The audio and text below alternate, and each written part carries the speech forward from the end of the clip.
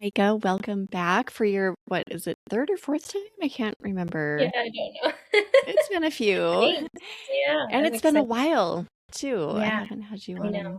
so we're due for a fun conversation about Instagram today. Yeah, I'm In excited. case people don't know you, just introduce yourself and your blog and your business and all of that quick. I'm Micah. My husband and I started our blog, our food blog, Joy of the Food, back in 2021. And 2 years ago, after being hit by helpful content, we went all in, or I went all in on Instagram because I took the website full time. So we've grown to almost 500,000 today, in just a little over 2 years. And it's changed our life, and I am on a mission to tell everybody about it and really differentiate between following and reach. So Yeah, that's been a game changer for us. yeah, that I think this is going to be a next level Instagram talk. So, if people are just getting into Instagram, do you feel like this would help them, this conversation, or is it more for people who like are focusing on growth and who really want to dig into the platform? I would say it's if you've been posting consistently on Instagram for at least a month, it's for you. But I Awesome. would say that first month is probably just reach, and then you get into the nitty gritty of okay, how do we convert these people? Yeah. Okay, cool. Let's dig into it then, right? Let's just get into like what is okay. Reach is if you have a reel or a piece of content on Instagram that gets a lot of views, right? You Mhm. have good reach. Yep. And reach is dependent on your follower count. So if you have a follower count of 1,000, but you're getting a reach of 10,000, that's a really good metric. If you have the larger you get, the lower actually your reach ends up being. Um, and so that number starts to flip.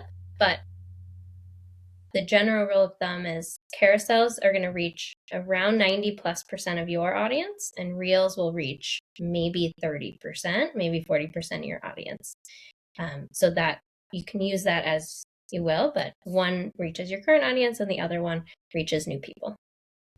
And you want to reach new people as much as possible, right? So if your reels are getting even better than that, then great. That's good. Yep. Yeah, like your reels are crushing right now, right? Like you're getting this crazy reach. And so you want to try, and if you're getting that crazy reach, that's amazing. And then try to convert them into followers. Um, Reach is really important for people knowing who you are, because when you Yeah. have a small account, they just don't know, and they don't know what they don't know. Yeah. So do you start there always? Like our first goal, first and foremost, is to get the good reach. And then from there we can kind of build. Yep. Yeah, I always recommend the reach is number one. Ways you can get that as a small account is um, having your recipe in the caption at the beginning, which I know is controversial sometimes, but it definitely helps because the Hmm. longer the caption, the longer they stay on that video. If you can get your reach nailed, then you can start figuring out how to convert those people and how to get them to stay on your page and come back for more and more. And monetize, right? Like figure out Yes. ways to Yeah. sell to them and get brands interested in all of that as well. Yep. Yeah. Small creators are really a brand favorite right now because you can get this really great reach with a small following. It really doesn't matter how big your following is or how little, you can get great reach, and brands love that. Do you have any tips for getting to that point of getting good reach? I look at a lot of accounts and I see accounts with like 10, 20, 30, 40, 50,000 followers who have pretty small reach. What if they want to, um, reach that tipping point where they're like actually making those numbers go up a little bit? Yeah. So if you're getting small reach and you have 50,000 followers, but you're getting a reach of like 8,000, it's not the end of the world, but there's definitely something wrong with the video itself. I would test carousels at that point to try and re-engage your current audience. If you've had this following for a while, say you used to get good reach last Mm, year, carousels are a really good way to re-engage your audience. And the way that the algorithm works is that first like couple hours, it gets pushed out to your people. And that first interaction, those first interactions are really key to whether it gets pushed to the next level of the algorithm. So if your base is not engaged anymore, maybe they forgot about you because people follow hundreds and thousands of people yeah. sometimes. And so the odds that they're going to see your content are not as great as you think that they would be. So re engaging that current audience is going to help reach overall. And then it becomes digging into the analytics, making sure that whatever videos did well, try and replicate that voiceover or the beginning of the video, or a certain style. Maybe it's slamming dough on a counter, maybe it's turning the Instapot lid, whatever that is, try and hone in. And then once you figure that out, you can rinse and repeat. And that's like the beauty of it, is you rinse and repeat until it doesn't work anymore. And then you do it again. Yeah. And again and again and again. Um, something Yeah. I have been noticing lately, and it's like, we all know this, I've known this forever, but for some reason recently it just clicked. You know how that happens.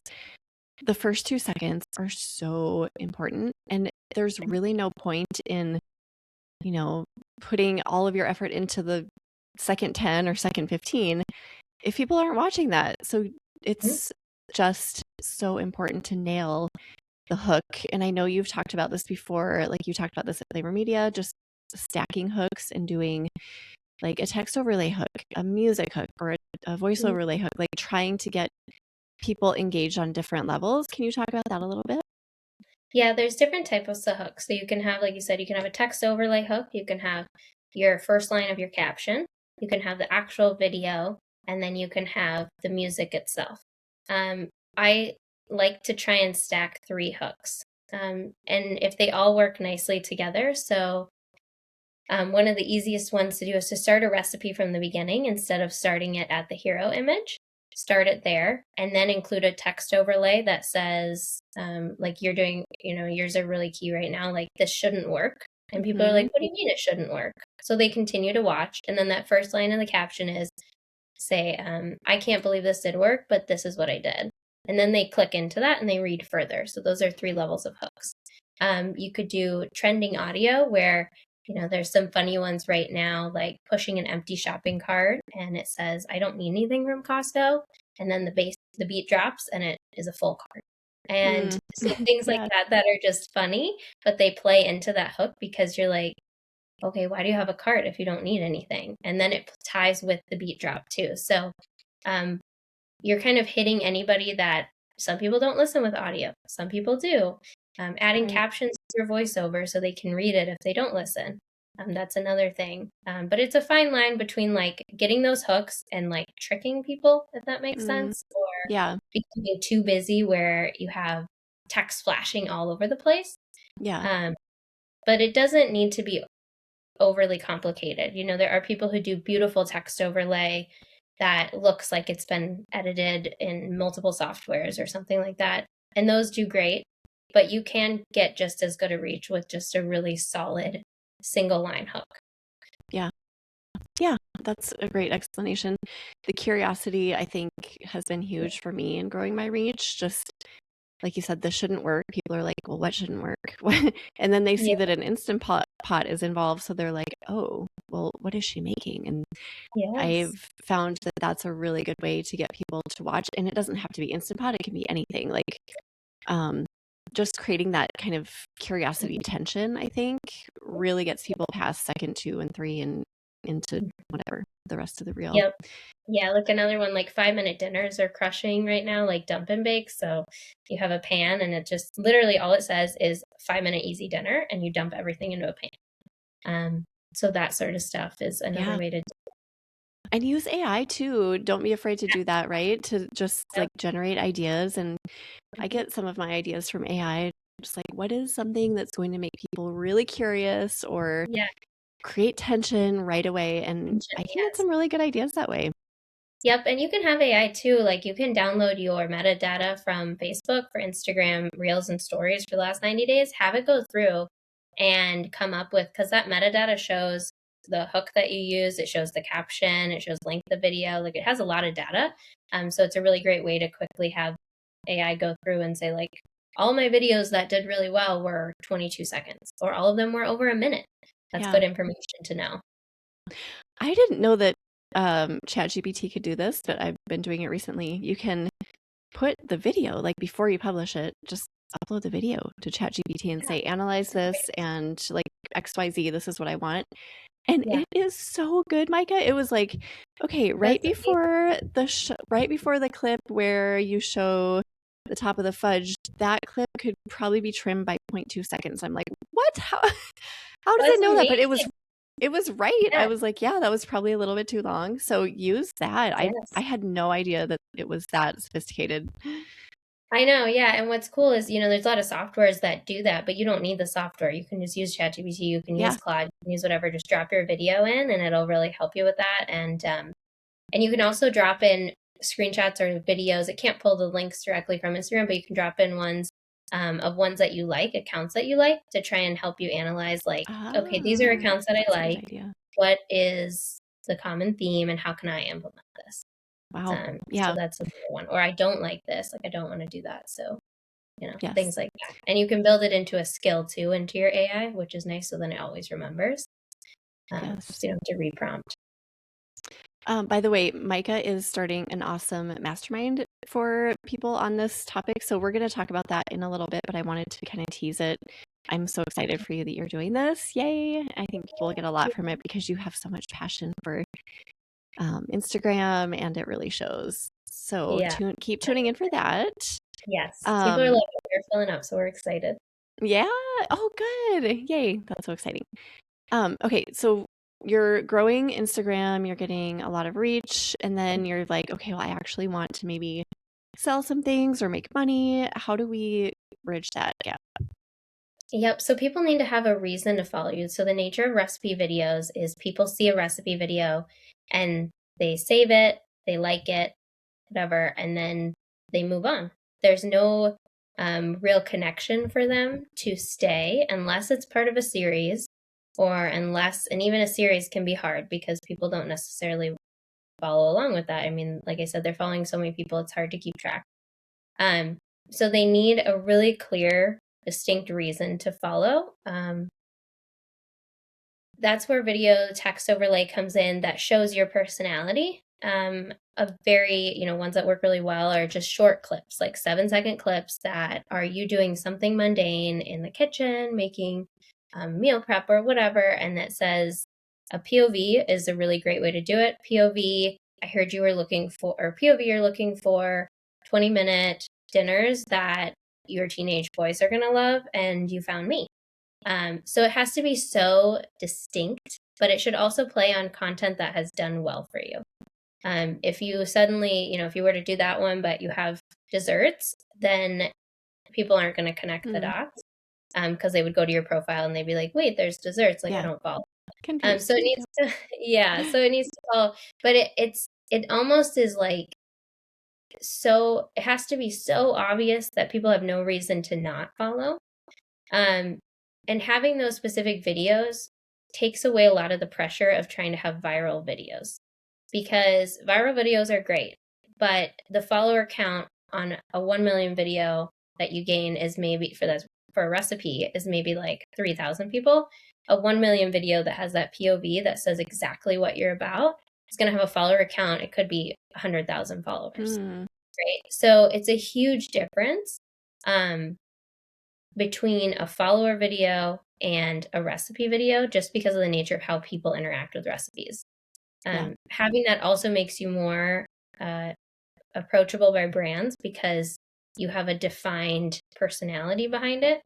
For a long time, our videos barely had my face in them, and they still barely have or don't have it as much, but in an effort to be more in front of the camera and not necessarily talk, but just like more of me mixing or whatever, brands like that. Brands want somebody who people are obsessed with you, which can be hard as food bloggers because we're so used to being behind the scenes. You don't necessarily need to.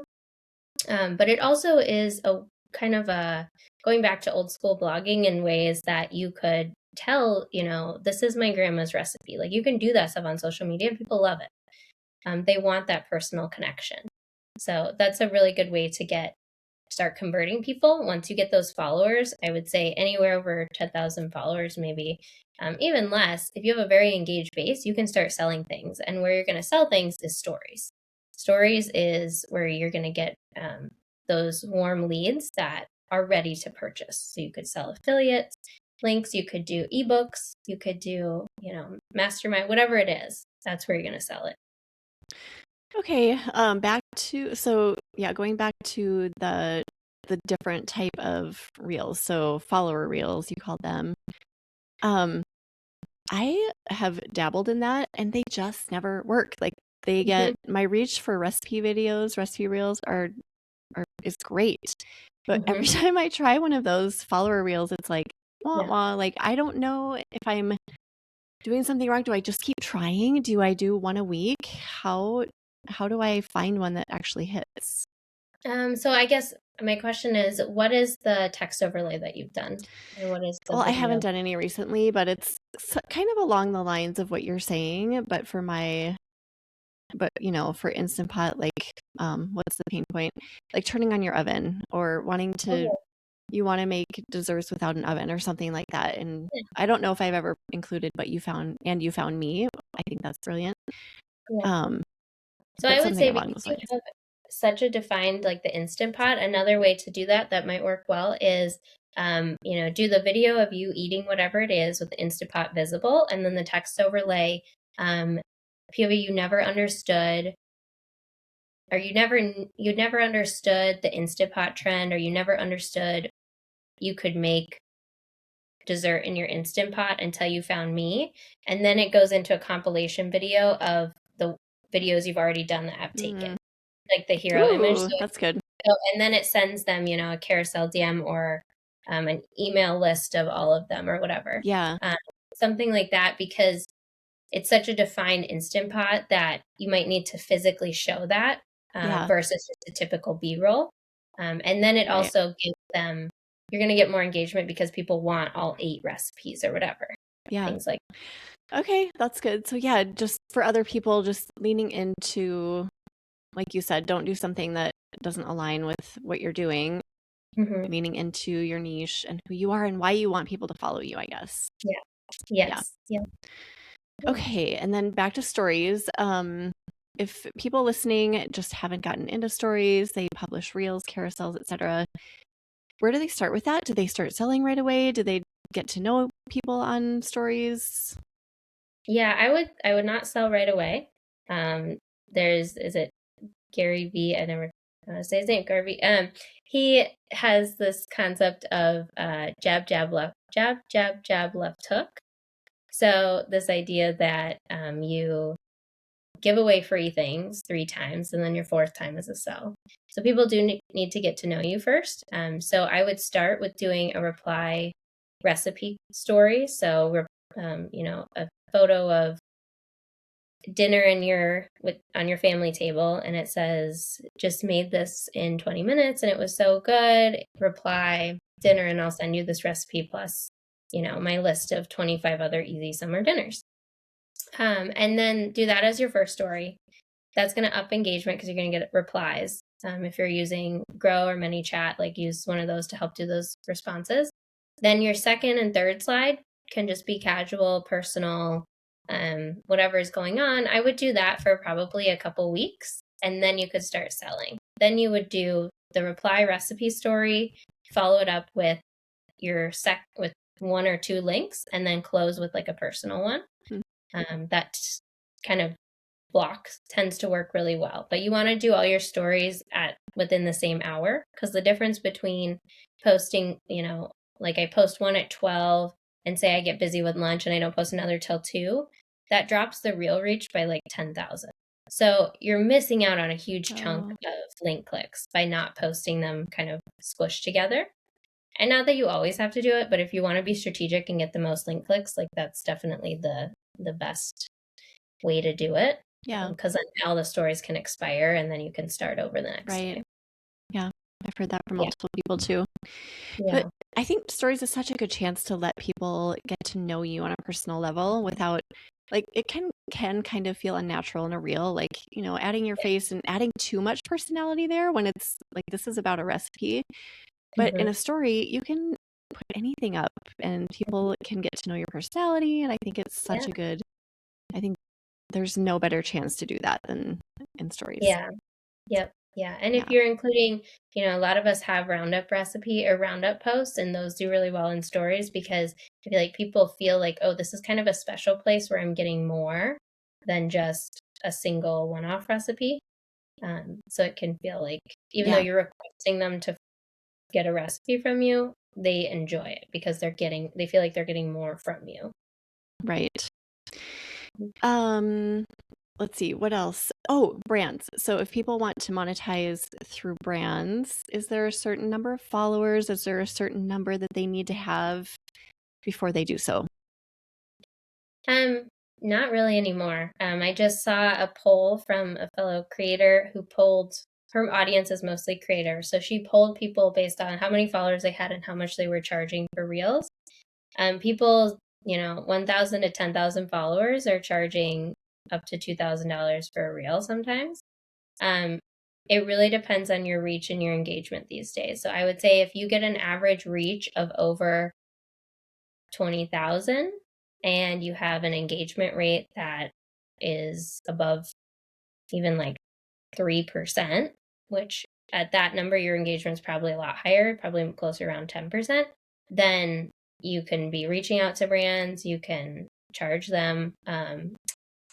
You're making an ad for them. So even if your reach is not as high as, even if your reach isn't 100,000, 200,000, you're making an advertisement for them that they can use. You Mhm. can offer whitelisting so they can use it on their channel, and that's an additional fee, things like that. So in today's day and age, almost having too many followers is almost a downside because all they want is engagement, and they can get more bang for their buck these days with smaller creators Yeah. because you're getting this great reach, but they're still charging less. So if you have better reach, right, if you're getting 100,000 views on a small account, you should be charging based off of your average reach and engagement, not off of your follower count. Mm.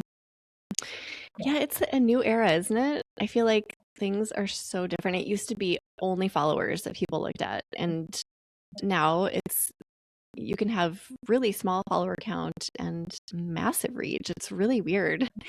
Yeah.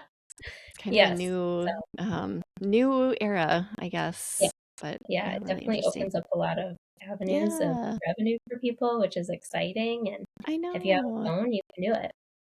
Yeah, and I love that smaller accounts, so smaller follower account number accounts can actually reach out to brands and feel confident about it and Mhm. make decent money and have a Yeah. diversified revenue stream.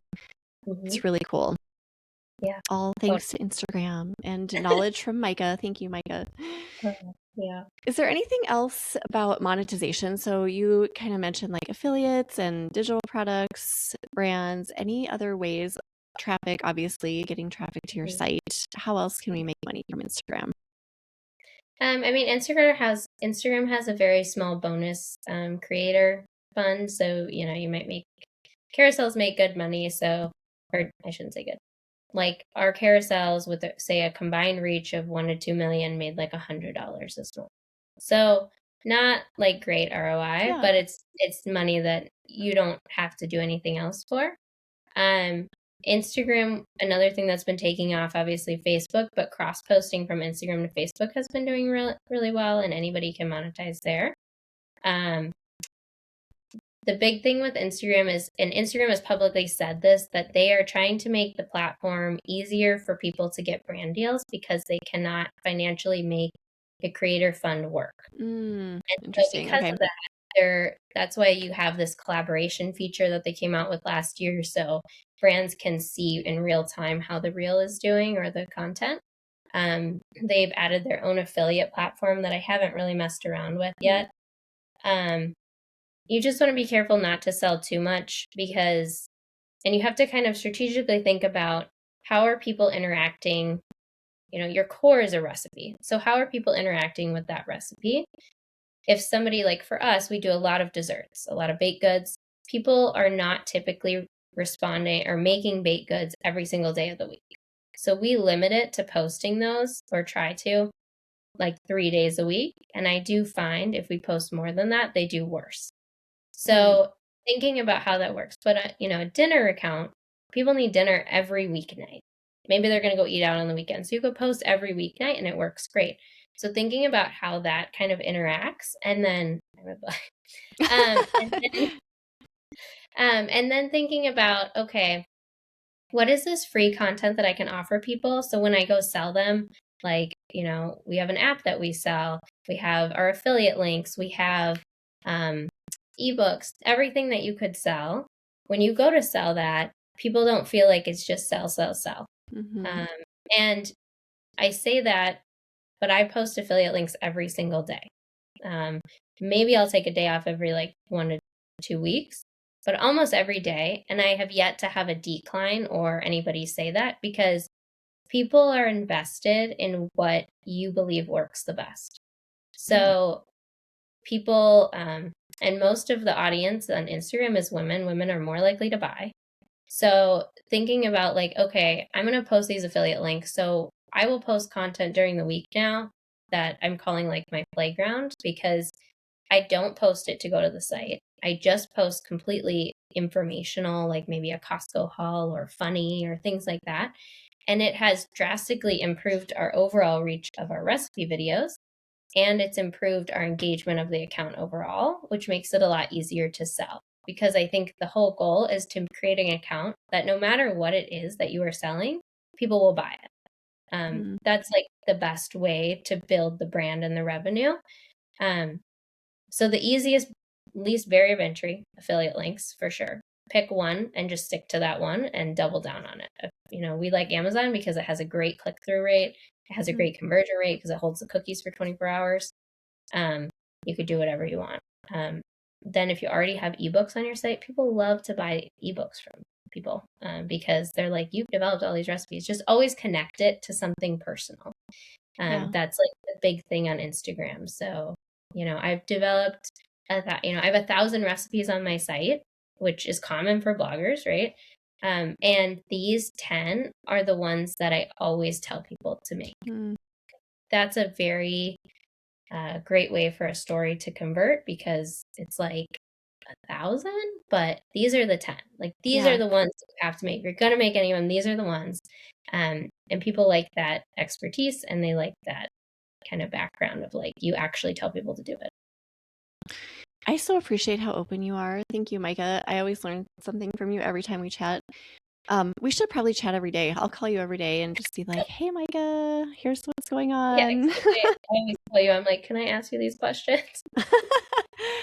Oh, it's so good. Can I ask you a question about captions? So I Mhm, am currently putting all of my caption or my recipes in caption because of what you mhm. said earlier.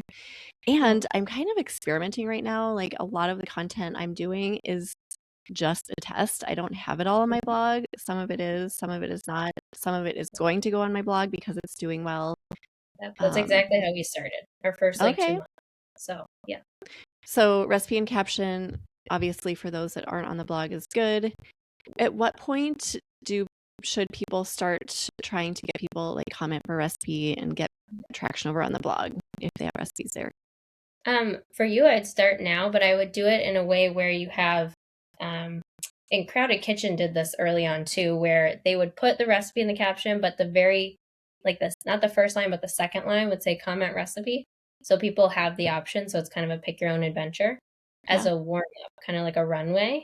And then once you consistently get that, more people replying recipe, then play around with taking it out. So I think what we did is we did that for maybe like 2 months, and then we started taking it out completely. Nowadays, I still do maybe like 1 or 2 recipes a month, sometimes 3 that have it in it, um, like off the cuff things that are just for Okay. fun, and they do really help. So I would still sprinkle them in once you get that established, because it's really just training your audience. So you just need a runway, and people are very used to the reply recipe now. Yeah. So you give them the option first, and then phase that out altogether. Okay. So I have some questions like what you would do if you started over today. But first, I want you to talk about your mastermind because obviously you have all of this great information to Yeah. share. You are starting a program. Is it just for food bloggers?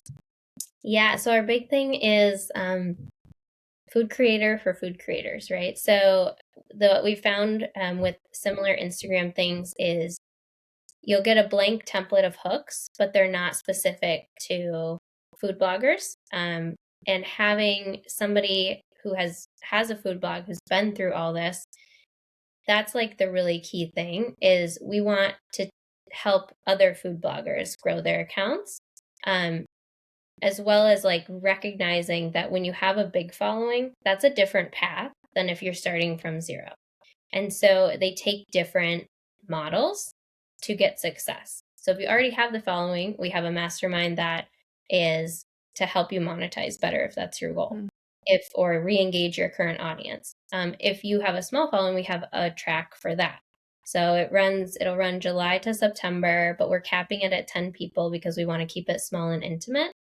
We've had a really great outpouring of success.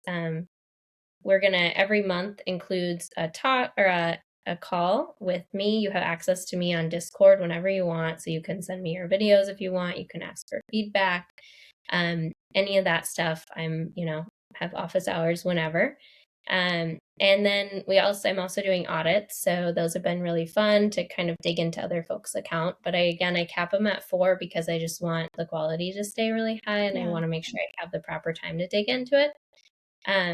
So we've maxed out those for this month, which is amazing, and people have been really excited. And so we've heard a lot from people that having a food creator doing this is the big game changer, because I'm right there with you guys. Like, algorithms always changing.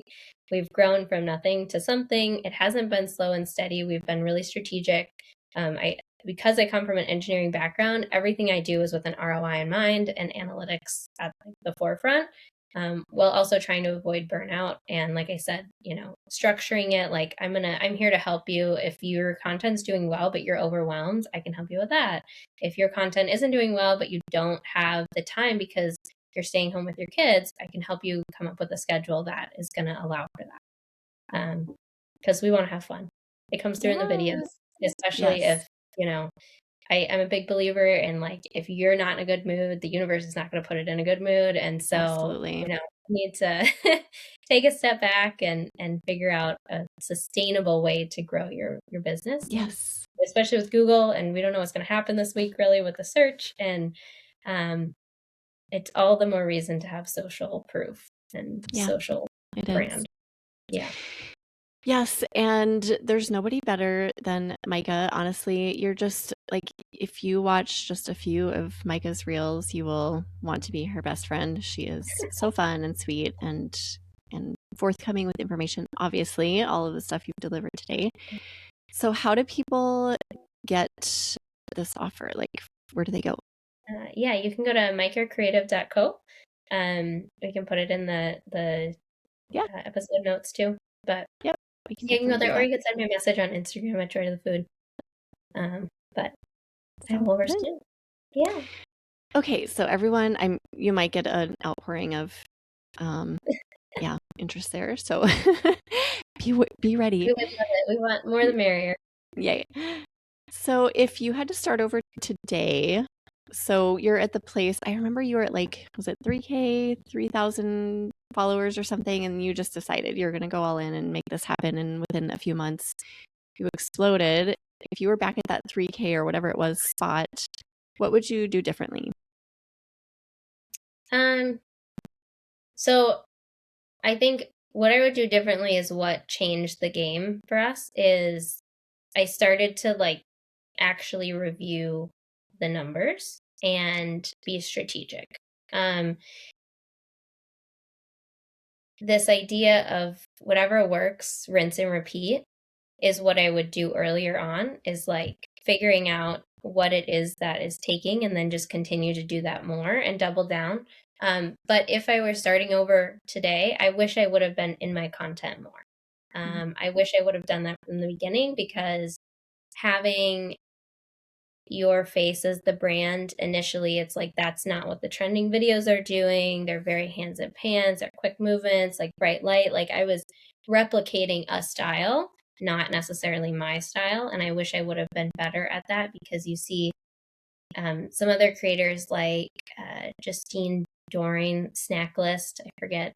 She's amazing at this, and she is so forward in her recipes and who she is. And I think that's a really big differentiator if you want to get, deals with New York Times, if you want to go on brand trips, if you want to be an ambassador for these brands, you need to be in the content. And I wish I would have done that differently. Mm, But otherwise, I think following that same template like you're doing, like having recipe and caption, like doubling down on recipes that work, just getting them up on social first and foremost so you can get that content out is yeah. all exactly what I would do again. I would just do more of me in it. Yeah.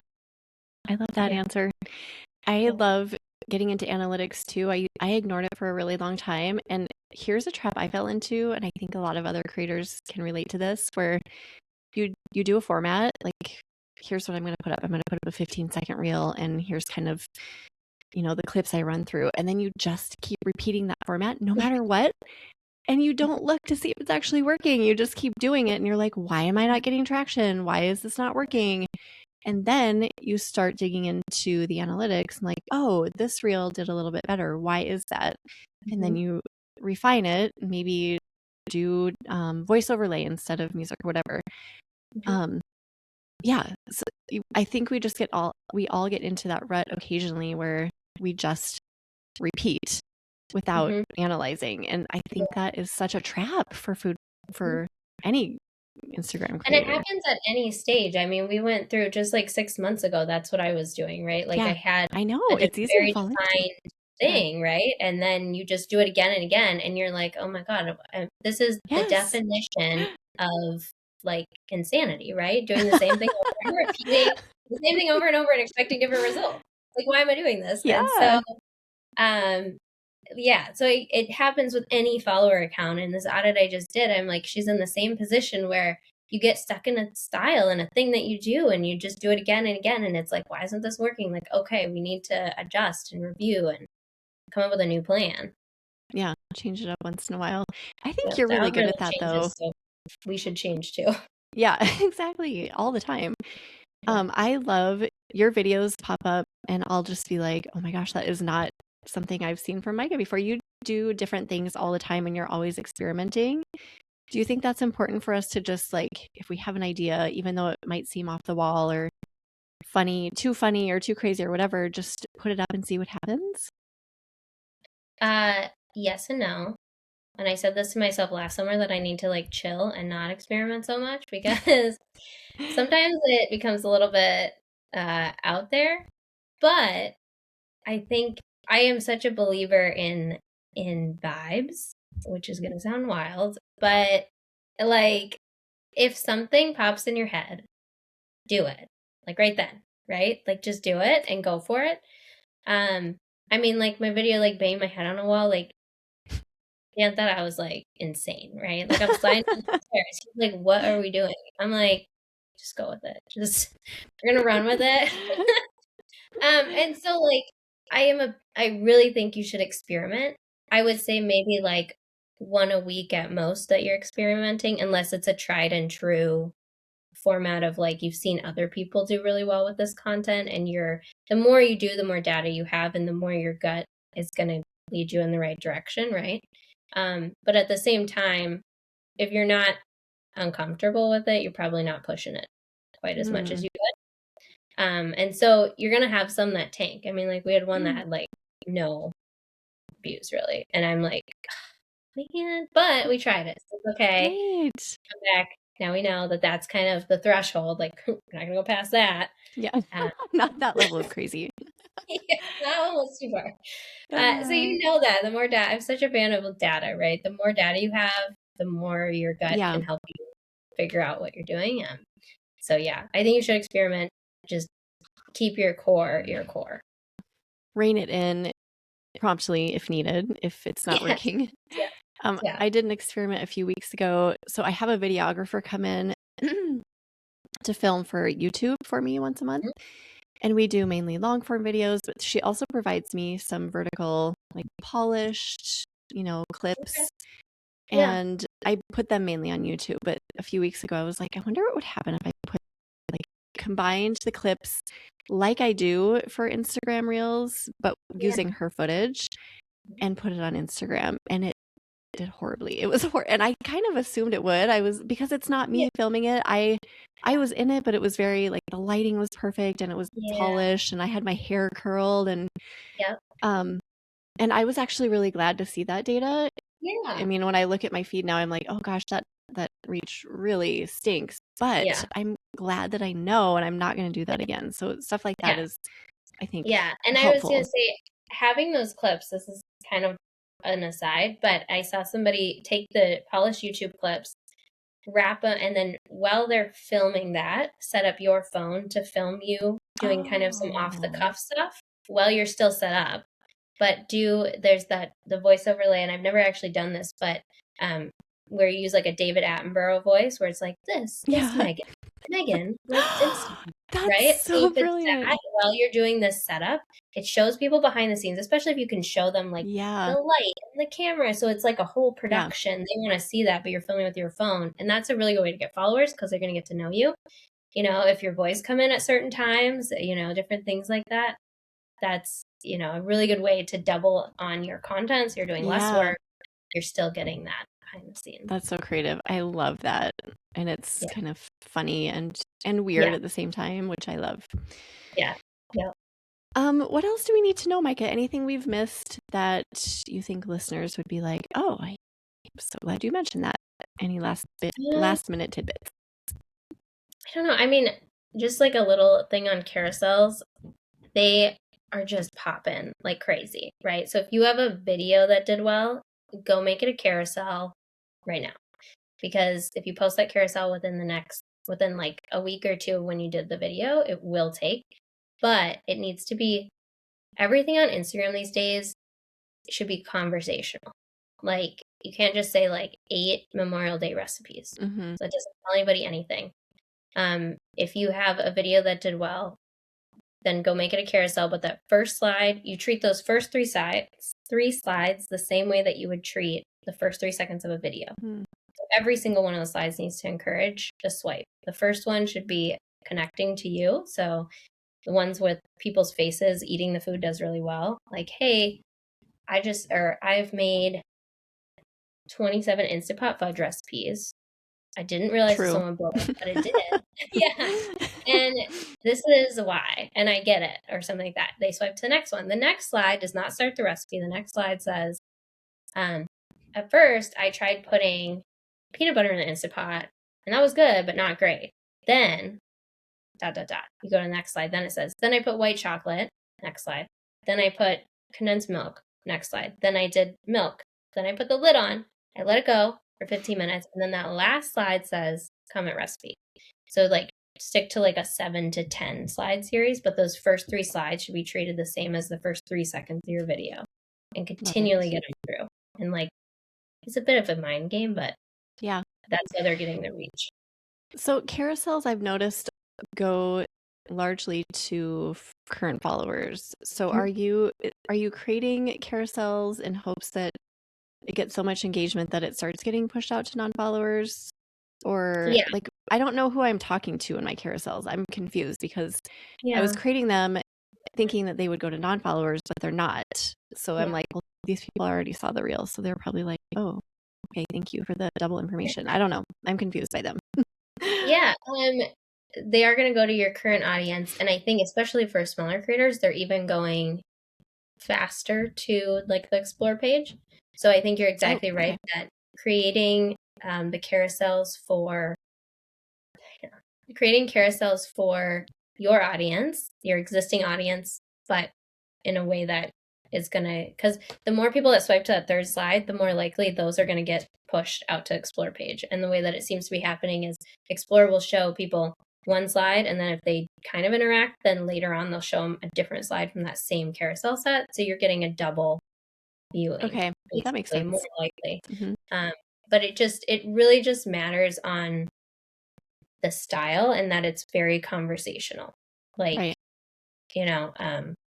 It just, everything on Instagram needs to connect to people and just feel like you're talking to a friend. Yeah. Well, you said it perfectly before. Think of it as the first 3 seconds of your reel. And we're so used to thinking like, how do I get people to keep watching, that I think that makes sense in carousel format. So, okay, cool. I am going to make a carousel today, and I'm also going to do a follower style reel today. So I'll let you know how it goes, Micah. Fingers crossed. Yes, fingers crossed. Well, thank you. I feel like I just absorbed all kinds of gold. This has been amazing. We so appreciate Well, all the value, as always. yeah. And if you're interested in Micah's group, go to the show notes page. We're going to put together for Micah. So eatblogtalk.com/ we'll call it Joy to the Food 4. I think this is your fourth time back. So go there. You'll find it there. And yeah, reach out to her. Is there anything else before we say goodbye? Do you have any, like, I don't know, words of wisdom? Anything your son has said lately that's cute and wise and funny? I mean, he says a lot of funny things. I He know. said I love that, little kids' sayings. I mean, maybe don't do this with Instagram, but he says all the time, what if we stayed up all night and the sun was up all night? And I'm like, then I could do so much work. And he says, me too. I have so much work to do. I have to go cut down trees with dad. I said, okay. Oh my That is a lot of work. Oh, and gosh. his other That thing he had to do was he had to get the dog pool ready because he said mama dogs don't like clean pools, they only like dirty pools. Oh, So he put all okay. the dirt in the dog pool. Okay. That's So see, words of wisdom. yeah. So And anyways, keep it real on now Instagram. he's a fisherman, right? So he Yes, maybe he's a has like fisherman. fishing related wisdom too to Oh share. yeah. Well, if that was the case, you probably don't want me around. And that's true. Instagram is different. I'm Yeah, Instagram right. man. Well, thank you so much, Micah, and have a great rest of your week. And we Yeah, appreciate you. you Thank you too. for listening, food bloggers. Thank you See you so next much. time.